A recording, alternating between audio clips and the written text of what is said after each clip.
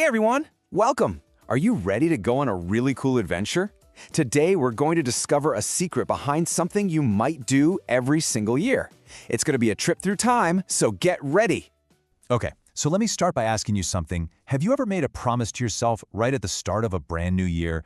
You know, like, this year I'm going to learn to ride my bike, or maybe I'm going to help with chores more. Has that ever been you? Well, that special promise you make to yourself, it has a name. We call it a New Year's resolution. And get this, people have been making them for a long time, like way longer than you might think. All right, are you ready to see how this whole thing got started? Come on, let's jump into our imaginary time machine and find out where this awesome idea came from. Okay, so here's our travel plan. We're going to start way back in the past and make a few stops along the way. We'll get to see just how much these New Year's promises have changed. All right, time travelers, let's go. Our first stop, ancient Babylon. And we are going way back. I'm talking over 4,000 years ago. Yeah, you heard that right, 4,000 years ago. This is when people made some of the very first New Year promises. But they were pretty different from the ones you and I might make today. So back then, people weren't promising to, beat a new level in a video game. No way. They were making super serious promises to their gods. Things like, I promise I'll give my friend back the toy I borrowed, or I'll pay back the money I owe. Big stuff. And you better believe they took these promises seriously. They really thought that if they broke a promise, it would make the gods mad. And nobody wanted a year full of bad luck, right? Okay, time to jump forward. Whoosh! Our next stop is ancient Rome. And these guys are super important because they're the ones who came up with the idea of starting a new year in, you guessed it, January. You know why they called it January? It's named after a god they had called Janus. And he was so cool, he had two faces. One face was always looking backward at the year that was ending, and the other face was looking forward to the future.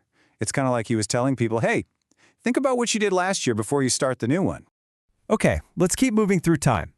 As the years went on and on, the whole reason for making these promises started to change. It wasn't really about the gods anymore. It became more personal, more about ourselves.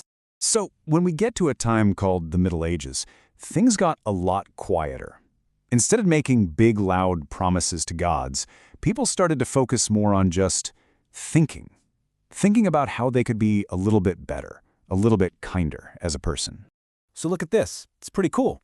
On one side, you have the promises from the past, stuff people felt they had to do, like paying back money. But on the other side, you have today's promises, things like learning to ride a bike or getting more organized. See the difference? It shifted from being about rules to being about our own goals. All right, let's come all the way back to right now. So we make these really exciting promises, right? But let's be honest, is it always easy to keep them? Well, the truth is, it can be super hard. I mean, changing your habits isn't easy. A lot of people, and yeah, even grown-ups, get all excited about their resolution. But after a few weeks, they kind of forget. And you know what? That is totally okay. So that makes you wonder, right? If it's so hard and a lot of us don't stick with it, why do we even bother? Why do we do this every single year? What's the big secret? Well, there are some really great reasons. First off, a new year feels like getting a brand new notebook with no mistakes in it yet. It's a fresh start. It also gives us hope, that feeling that we can always try again. And it connects us to all those people from thousands of years ago. We're part of a really old tradition. And this is the most important part. Even if you mess up, like you promise to practice your instrument every day and you miss one, that's all right. Just making the promise in the first place reminds us that we can change. And we can always try to be a little bit better. So yeah, that's the real magic right there. It's not about being perfect. It's not about never making a mistake. The real power is just in the hope of it all, the hope of a new beginning. And just like that, our trip through time is over. But before I go, I want you to remember this. Your fresh start doesn't have to be perfect. It just has to be a start. So I'll leave you with this question. What fresh start are you going to dream up?